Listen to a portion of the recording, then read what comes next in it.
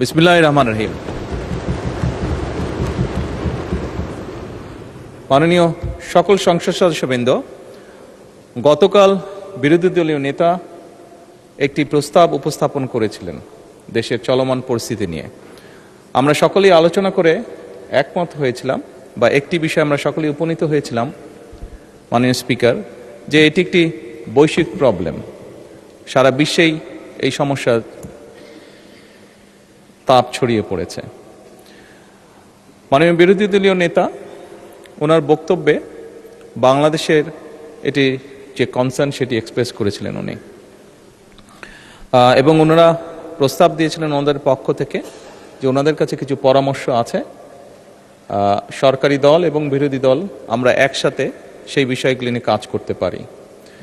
মাননীয় স্পিকার, আমি আমার বক্তব্যে বলেছিলাম বাংলাদেশ জাতীয়তাবাদী দল সকল সময় দেশের স্বার্থে, দেশের মানুষের স্বার্থে যে কোনো আলোচনা যে কারোর সাথে করতে প্রস্তুত রয়েছে। তারই প্রেক্ষাপটে মাননীয় স্পিকার, আমরা সিদ্ধান্ত গ্রহণ করেছি যে আমরা আমাদের পক্ষ থেকে 5 সদস্যের একটি কমিটি গঠন করছি। আমি আপনার মাধ্যমে বিরোধী দলীয় নেতা এবং বিরোধী দলকে অনুরোধ করব, ওনারাও যদি 5 জনের নাম দেন তাহলে এই 10 জন ব্যক্তি বসে এই বিষয়গুলোর উপর আলোচনা করতে পারে। কোনো পরামর্শ থাকলে কোনো পরামর্শ থাকলে এই কমিটির মাধ্যমে সেটি সরকারের কাছেও আসলো, এবং সরকার সেটার মধ্যে কোনো বাস্তবতা থাকলে অবশ্যই সেটি কার্যকর করার উদ্যোগ গ্রহণ করবে। আমি মাননীয় স্পিকার আপনার সামনেই নামগুলো এখন উপস্থাপন করতে চাচ্ছি আমাদের পক্ষ থেকে। এখানে